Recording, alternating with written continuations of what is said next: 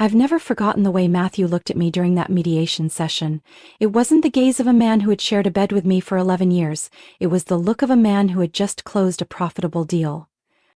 He sat back in his chair, arms crossed, wearing a freshly pressed light gray suit that still carried the scent of something expensive.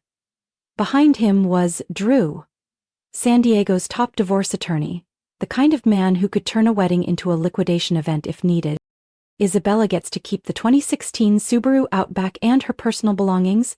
Everything else, the house, the investment accounts, the yacht, and the company shares, belongs to Matthew, as clearly stated in the prenup, Drew declared, his voice cold and flat, like reading off a grocery list. I heard every word like a blade slicing straight through my chest. Matthew nodded slightly, tapping his fingers on the mahogany table. Let's keep it simple. The contract is signed, she knows that. I kept my face calm, but beneath the mascara and lipstick was a storm of anger rising fast. I turned to Rachel, my attorney, the only person in the room who didn't treat me like an issue to be settled. And does Ms. Isabella have anything to say? The mediator asked, his tone weary, probably too familiar with scenes like this. Rachel gently placed her hand on my wrist. Just that quiet gesture gave me enough strength to steady my voice. I need a few minutes alone with my attorney. We were led into a smaller room. As soon as the door shut, I collapsed into the chair and blurted, "Am I really getting nothing? After everything we built over a decade, all I'm left with is an old car and a few dresses?" Rachel silently opened her folder and pulled out a copy of the prenup, the very document I hadn't laid eyes on since signing it at 25, just a week before our beach wedding in Coronado. Back then, I was a newly graduated interior artist, and Matthew was already a rising executive in his family's real estate firm, polished, charming, and magnetic. He told me signing the prenup was just a simple protection, that everything would be ours, not just his or mine. I believed him. Rachel turned the papers toward me, watching my face closely. "Remember when you said Matthew kept the only copy?" I nodded. "He said it was in the bank safe. I never thought I'd need to read it again." "Then it's possible Matthew never read it thoroughly either." Rachel flipped to the final page, her red-polished finger landing on a line of text so tiny it almost looked hidden. "Clause 14b, she said. "If the marriage lasts more than 10 years, this entire agreement becomes void, and any assets acquired during the marriage must be divided equitably under California state law." I went numb. "We've been married 11 years, I whispered. Rachel gave a subtle nod, eyes glinting like she'd just drawn an ace. "And if I'm right, he hasn't realized that. Matthew's playing a game he thinks he's already won." I stared at that little line of text, suddenly brighter than any painting I'd ever made. My palms were slick with sweat, but not from fear. Because now I knew. The real fight hadn't even started. And I, Isabella Martin, wasn't entering it to lose. I held the contract, my fingers trembling as they brushed over the tiny sentence at the bottom of page 7, as if afraid it would vanish if I blinked. "If the marriage exceeds 10 years, this contract becomes void and all assets created during the marital period shall be equitably divided under California state law, regardless of ownership or original capital source." My vision blurred. 11 years of marriage. A decade in which I gave up my design career, moved to the outskirts of Del Mar to run our household, host clients, and throw dinner parties for his business associates. I once believed those sacrifices were the foundation for our shared future. Now I knew. They were also the foundation for this legal reckoning. I looked at Rachel. Why doesn't he know this? She gave a soft, sharp smile. "Because Matthew never reads anything carefully except financial reports. I'd bet he skimmed and signed. Like every overconfident CEO who thinks his lawyers cover everything." I swallowed hard. "So? What do we do?" Rachel placed her pen on the table, her tone lowering. "We say nothing. Matthew thinks he has this locked up. Let him stay asleep. The more convinced he is that you have nothing, the more powerful your position becomes." I leaned back in the chair, heart pounding. I never imagined I'd sit in a negotiation that could shift entirely on one overlooked clause on page 7. A page, slightly bent at the corner. As if the universe itself had marked it for me. The next day I stepped into the 2-story wooden home in La Jolla. the place we once called ours, with a different light in my eyes. Matthew wasn't home. Of course not. Ever since filing for divorce, he only came by to grab things, never to stay overnight. At first I thought it was his schedule. Then I found out he was living with Megan, the 26-year-old assistant he'd appointed to all the roles I used to hold: partner, planner, social, face. I passed through the kitchen, where I'd once prepped dinner for dozens of client events, and climbed the stairs to Matthew's study. Still locked. I smiled slightly. The password had never changed. April 8, 23. His birthday. Predictable, just like him. I wasn't searching for anything illegal. I just wanted to understand what he thought he had. On his desk was a neatly printed copy of the prenup, marked in red ink. I opened it. No page 7. My chest tightened.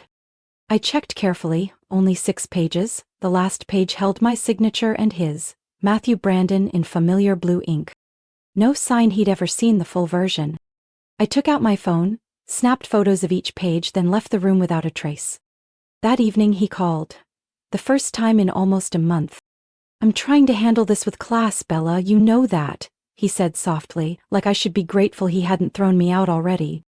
"Drew says you're stalling. If you drag this out, it'll get messy. I think a goodwill payment is reasonable. You're still young, you can start over." I heard every word like needles pricking my skin. Start over? I spent over a decade crafting the image of the perfect wife for him, only to be treated like some squatter? Offered a small support payment to quietly disappear?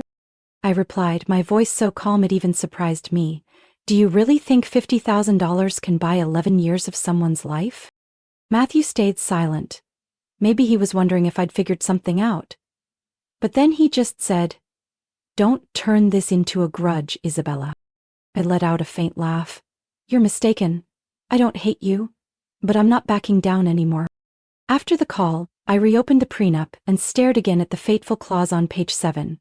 Under the light, the fine print glowed more clearly, like a silent oath from the past, reminding me that I once believed, but now I knew. The contract was void, and Matthew had no idea. He thought I was still the soft-hearted 25-year-old who rushed into signing papers out of love. What he didn't realize was that the woman soon to sit across from him was the present-day Isabella Martin, a woman who knew her worth and was ready to claim it. The next morning, I met with Rachel at a quiet cafe in Solana Beach. Tucked behind a line of willow trees, it was peaceful and discreet. Ideal for a plan I never imagined I'd be part of. Slowly flipping the script on a divorce battle. Rachel didn't bring her laptop, just a slim file folder and her usual calm gaze. She pulled out a chair for me, placed her latte on the table, and got straight to the point. "We say nothing about page 7, not a single word." I nodded, agreed. Instead, we let Matthew go on believing he's in control. Meanwhile, we start collecting proof of everything you contributed to this marriage. Every dollar you invested, every career opportunity you gave up, every relationship you built. I gave a wry smile, including those cocktail parties where I had to chat for hours with investors' wives while Matthew disappeared with his buddies. "Especially those," Rachel said, raising an eyebrow. "This is a double-edged sword. Matthew has spent years building a self-made man image. If we prove otherwise, that his success is inseparable from you, it changes everything." I opened my bag and pulled out a stack of photos and a USB drive. "I've already started. These are design boards I created for his first 2 real estate projects. And here's a video of me giving his investor pitch in 2017 when he had the flu." Rachel looked at me, clearly impressed. "You kept all this?" "Not because I was being cautious," I answered slowly. "I used to think they were our shared accomplishments. Now I'm keeping them to prove they weren't just his." For the next 3 weeks, I lived as 2 different versions of myself. One Isabella who sat across from Matthew at mediation sessions, polite, tired, seemingly ready to negotiate, and another Isabella who quietly met with former colleagues, gathering emails, drafts, and thank you notes from past partners. What were once sentimental mementos were now evidence. I reconnected with Sharon, the former PR director of Matthew's company, before he restructured and replaced her with Megan. "You know," Sharon said, handing me a campaign draft I wrote 8 years ago, I used to think Matthew was lucky to marry someone as sharp and capable as you. But later, I realized he just knew how to use what you brought to the table. I gave a faint, sad smile. It took me way too long to see that. I also visited Mr. Graham, the lead architect of the Palisade Hills estate, where I had spent nearly 4 months reviewing sketches, fine-tuning color schemes, and enhancing the modern natural aesthetic. That project went on to win the state's Excellence in Real Estate Award in 2020. Isabella, I've never forgotten you, he said, sincerely. Without your input, that place would have looked like a row of fancy tin boxes. You gave it soul. But I thought you were the design director. Why isn't your name anywhere on record? I swallowed hard. It never appeared. Matthew told me, there's no need to stamp your name on everything. Mr. Graham gently squeezed my hand. Well, now it's time to put it back on. That evening, I sat cross-legged on the living room floor beside the stone fireplace, one I had hand-picked in Italy. Sorting through folders Rachel helped me organize. On the table was a growing list of emails I'd sent on Matthew's behalf. Nameless projects I managed and partner meetings I arranged that he could never remember. Each line, each piece of data was a quiet reminder. I wasn't the shadow behind him. I was the one keeping the lights on. A week later, at the next mediation session, Matthew walked in with his usual smug smile. He wore a cream cashmere sweater, the collar of his shirt peeking just enough from beneath the soft fabric. Megan was outside in the hallway, glued to her phone. Rachel and I were already seated. We didn't say much. I kept my expression light as if I were ready to accept whatever terms Matthew proposed. And that, exactly that, was why he remained so confident. I think, Matthew began, 50,000 is reasonable, and I can help you find a new place near the beach. Not everyone gets the chance to start over with that kind of support. I just smiled. You've always had a way of making things sound like a gift. Rachel tilted her head and replied softly on my behalf. We'll take it under consideration, but I believe Ms. Martin deserves a much more thorough evaluation. Matthew didn't get it, not yet. But I knew, by the time he did, there would be no exit left. I had just returned from a networking event in Westwood, something Rachel encouraged me to just try, to reestablish my professional ties, when I saw a white convertible parked right in front of the house. That familiar Porsche 911 wasn't Matthew's, but I knew exactly who was in the driver's seat. Megan. She was fumbling with the trunk, dressed in a ridiculously short skirt and a silk blouse tied in a bow at the front. In her hands was a paper bag of Japanese takeout and a bottle of red wine, the same brand I used to serve to VIP guests. I didn't need to ask. I knew Matthew was planning yet another work meeting inside the very house still under legal dispute and where I still resided legally. Oh, Isabella, Megan said awkwardly. I just stopped by to grab some documents for him. I smiled, not even getting out of my car. Careful with that bottle. It's a 2005 Chateau Margaux. Market value's about $1,200. Megan blushed, murmured a thank you, and slipped in through the back door. I sat in the car for a few more minutes, waiting for my heartbeat to slow down. I didn't feel hurt anymore, just disgusted. With the same tired little game Matthew thought would make me jealous or give up. Inside the house I didn't see them, but on the kitchen counter sat a poured glass of wine, an open sushi tray, and a project folder from Matthew's company. Spread across the very table I spent 3 weeks selecting wood grain and finish for. The house felt like a stage now, and me? I wasn't playing a supporting role anymore. That evening, Matthew leaned against the doorway to my room, still holding his wine glass. She just stopped by for documents, he said like he was talking to a maid.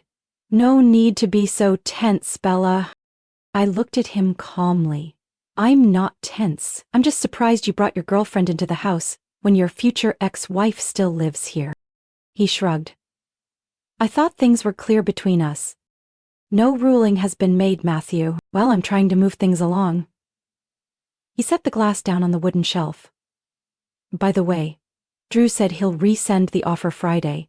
Still the same amount, 50,000. I think it's a fair deal. You could get a small condo, start fresh, Find something that fits your skill set. Maybe librarian or interior design? I laughed, but not because it was funny. And what job do you think I'm suited for? He didn't catch the sarcasm. I'm trying to help you, really. No one wants to drag this out. Take the money and be free. Better than sitting here thinking you were ever important to my career. I looked him in the eye. You never thought I was important, just convenient. Matthew shrugged again. Well, I appreciated that convenience. But now I have someone else to assist with work. I nodded slowly. I know, the new one's good at printing documents, tapping a phone screen, and picking wine bars, right? His face darkened. Don't be bitter, Isabella. She's younger, more energetic. You can't blame me. Oh no, I smiled. I don't blame you. I just think it's funny that a 43-year-old man thinks he's entering his prime because his new girlfriend knows how to use Instagram. He walked away after that without another word, but I knew. My words had driven a thorn straight into that hollow ego of his. 2 days later, I received an invitation from the California Heritage Conservation Center. They offered me a temporary curator position for a historic theater restoration project in San Pedro.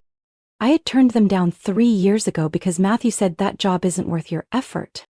Now they were back, and they came to me, not Matthew. I walked into the meeting with some of the top architects in the state. And no one asked about my personal life. No one mentioned the divorce. They simply said, "We need someone who understands history, has an eye for design, and can manage a complex budget. You're our first choice." I sat there, surrounded by powerful professionals, realizing something Matthew never understood. He had never known me well enough to underestimate me. He didn't realize I still had strong professional relationships, that I was still trusted by partners, that I had a name of my own, outside his shadow. As I left the meeting, my phone buzzed, a text from Rachel. Drew's team sent their official response. They're still insisting on the prenup. I closed my eyes and took a deep breath. Perfect. Matthew was still playing a chess game he thought he controlled. But he had no idea. The queen was still off the board. And I hadn't made my move. That Monday morning, I stepped into the Office of Special Collections at the San Diego City Museum of Art. The smell of old books, archival paper, and oak from the antique display cases gave me the feeling of returning to myself. No longer Matthew's wife. No longer the woman behind the curtain at glamorous dinner parties meant to impress clients. Now, I was the director of special collections, responsible for restoring, curating, and organizing international-scale exhibits, with full budget authority and curatorial control. Margaret, an old friend and now head of exhibitions, hugged me tightly as she handed me the exhibition layout. "We've waited 3 years for this day," she whispered. "Welcome back to the real world, Isabella." I smiled. "Thanks for not forgetting me, even when I forgot myself." Less than 2 weeks later, I had my first meeting with the Delano Theater Restoration Committee in San Pedro. The building, built in the 1920s, had once hosted classic stage performances, before falling into disrepair and nearly being demolished. Seated around the table were representatives from the State Department of Culture, the lead donor, a group of preservation architects, and the person who invited me, Camille Whitaker, a former close friend before Matthew slowly isolated me from everyone. Camille walked over and hugged me like no time had passed. "Alexander is so excited to work with you again," she said, her eyes genuinely gleaming. "You're the only person with both the aesthetic and historical depth this project needs." The meeting ran over 3 hours. I presented my proposal, to preserve the original Art Deco paintwork, suggested a non-invasive lighting method for the gilded ceiling details, and introduced a plan to monitor the restoration process using augmented reality 3D imaging. When I finished speaking, the room went quiet for a beat. Then applause broke out, not because I was the CEO's wife, but because I was the real deal. After the meeting, Alexander shook my hand and said, "I forgot what it was like to hear someone speak who truly understands every brick and molding of a building they love. Thank you for agreeing to work with us." I just smiled, filled with a rare feeling, pride, without needing anyone's permission.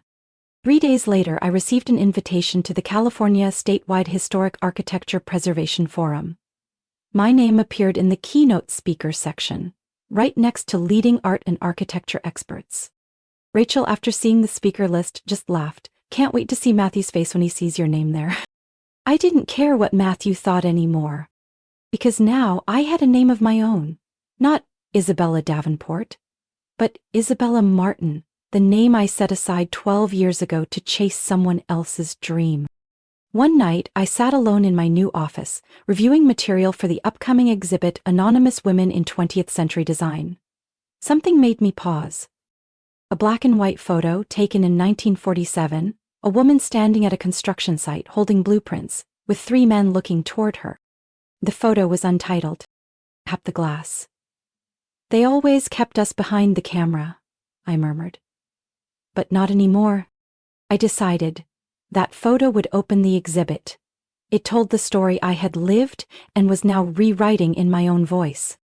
That night I came home late. On the kitchen counter, Megan had left a short note. Asked me to pick up some of his things for the new apartment. Hope that's okay.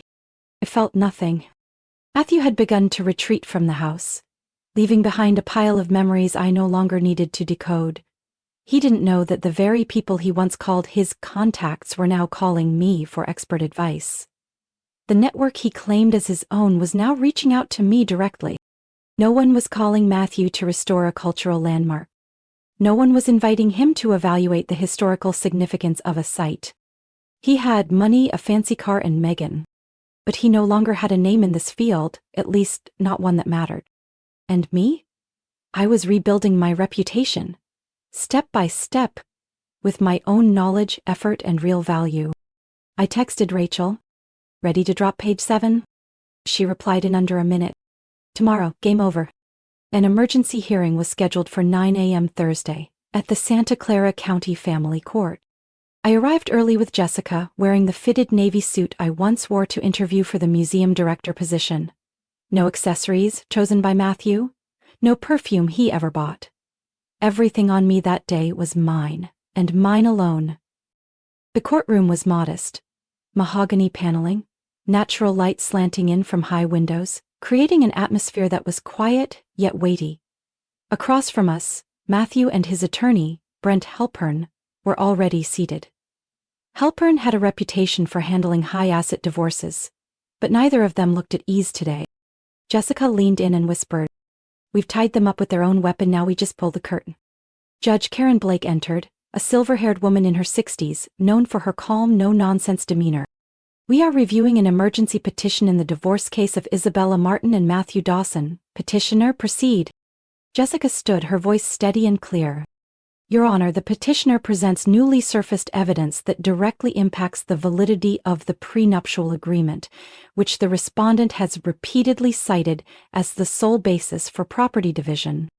Halpern frowned, but before he could object, Jessica stepped forward and handed 3 marked copies of the prenup to the clerk, each with page 7 flagged in bright yellow. "Please direct your attention to section 14B on page 7, Jessica continued, which clearly states, "If the marriage exceeds 10 years, this agreement shall become void, and property division shall follow the civil laws of the state of California."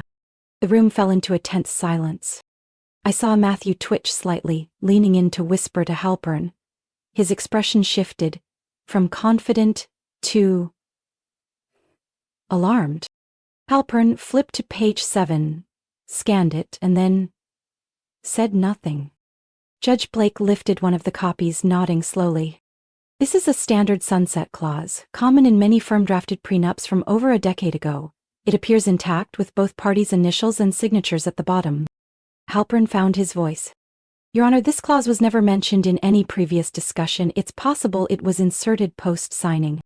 The judge's brows lifted. Her tone turned cold. "Are you suggesting forgery of a legal contract?" No, not exactly, Halpern faltered. Judge Blake methodically turned each page in silence, then said, "Both parties initialed every page, including page 7. There are no signs of tampering or formatting inconsistencies. Furthermore, the respondent has repeatedly invoked this document as the primary legal basis, both during negotiations and informal correspondence." She looked directly at Matthew. "Mr. Dawson, did you read the full prenuptial agreement before signing and before using it as your legal defense?" He swallowed. I trusted my attorney at the time. And who was that? Robert Harlan. He retired in 2014. Jessica interjected gently, yet pointedly. Robert Harlan was a partner at Jennings & Lee, a firm known for automatically including 10-year sunset clauses in all their prenups during that period. Judge Blake straightened. Based on the documents presented, I confirm that the clause on page 7 is valid. Therefore, the prenuptial agreement became null and void as of the 11th year of this marriage, nearly 2 years before the divorce filing. Silence was so absolute you could hear the ceiling fan spinning overhead. The judge gave a small tap of the gavel. The court declares the prenuptial agreement invalid. All marital assets, including real estate, investments, and property acquired during the marriage, shall be divided in accordance with California civil law. Matthew bowed his head, clutching the fabric of his tailored vest. I didn't say a word. I simply looked at him, and in his eyes I saw it, the disbelief, the collapse of the towering confidence he once wore like armor. When we stepped out of the courtroom, Jessica leaned over and whispered, "Page 7 flipped the entire game, now the real part begins." I let out a soft laugh. And this time, I'm playing to the end.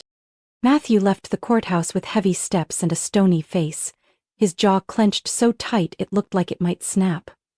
He didn't say a word, didn't glance back, just silently climbed into the black Range Rover parked along the curb. Halpern hurried after him, arms full of files that were now completely useless. I stayed on the courthouse steps, letting the late afternoon sun warm my face, the April breeze brushing against my cheek like a quiet reminder. I was back. Not as Mrs. Matthew Dawson, but as Isabella Martin. Independent, unwavering, and fully whole. There was nothing left to negotiate. With the prenup rendered void and extensive evidence of my financial and social contributions throughout 12 years, Judge Blake ordered an equitable division of assets, 50% of all investments, properties, equity, and marital acquisitions. I was granted ownership of the Palo Alto home, the one where I had chosen every tile and pendant light. I also received shares of the tech company Matthew once claimed he built entirely on his own. And with that, I wasn't just financially secure. I had enough to invest, expand, and move forward on my own terms. A week later, I officially began my role as Director of Special Collections at the San Jose Museum of Contemporary Art. On my first day, I walked into that glass-walled building feeling like I was stepping into a whole new life. I was no longer behind the curtain, I was center stage. That afternoon, as I was reviewing documents for the Franklin Theater restoration project, my phone rang. It was Camille Whitman. "Congratulations, Isabella," she said. "We're thrilled you accepted the lead on the restoration team. Alexander especially loved the proposal you sent yesterday." I smiled, brushing my hand over the technical draft laid out on the desk. "I used to think I'd never get to do work that mattered again," I replied. "Thank you for believing in me." "It's not belief. It's recognition," Camille said gently. "You've always been at the heart of the success Matthew thought was his alone." I paused, letting those words settle. Then I answered simply, "I know." That evening, I stopped by the old house to pick up the last of my personal things. Matthew wasn't there. According to his attorney, he had fully moved into his new penthouse in Mission Bay. The house felt strangely quiet, but not painful anymore. I walked down the hallway, ran my fingers along the wall where our wedding photo used to hang, and removed the final nail. I had once believed in love inside that house. Now, I believed in myself. After loading the final box into the trunk, I sat behind the wheel, opened my phone, and saw a message from Jessica. "Congrats. Today is the first day of the rest of your life." I hit the lock button, backed out of that familiar street. No tears, no looking back. Just a strange, beautiful calm, like my body was shedding every outdated piece of memory.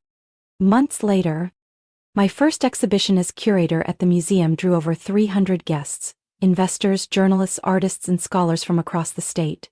Right before I stepped up for my keynote speech, the museum's executive director took my hand and said, "We knew we had the right person, Isabella. You're not just an expert. You're a true leader." I stepped onto the stage to thunderous applause, the spotlight casting a warm halo over the room. I didn't feel nervous. I didn't feel like an outsider anymore. I had become the main character in my own story. And as I looked down at the front row, where Camille and Alexander Whitman beamed with pride, I thought of Matthew. Not with anger, but with release. He could keep the fragments of the past. I didn't need them. Did I get nothing from the divorce? I got myself back. And that was everything. Isabella's story isn't just about reclaiming assets. It's about reclaiming herself. From being dismissed and sidelined in her own marriage, she rose to rebuild her career, reclaim her identity, and speak her truth. In real life, too, when women understand their rights and demand fairness, they don't just reclaim property, they reclaim dignity, voice, and a future unshackled from the past. What would you have done in Isabella's place? Share your thoughts below, and don't forget to follow the channel for more emotional, powerful stories about family, justice, and finding your voice.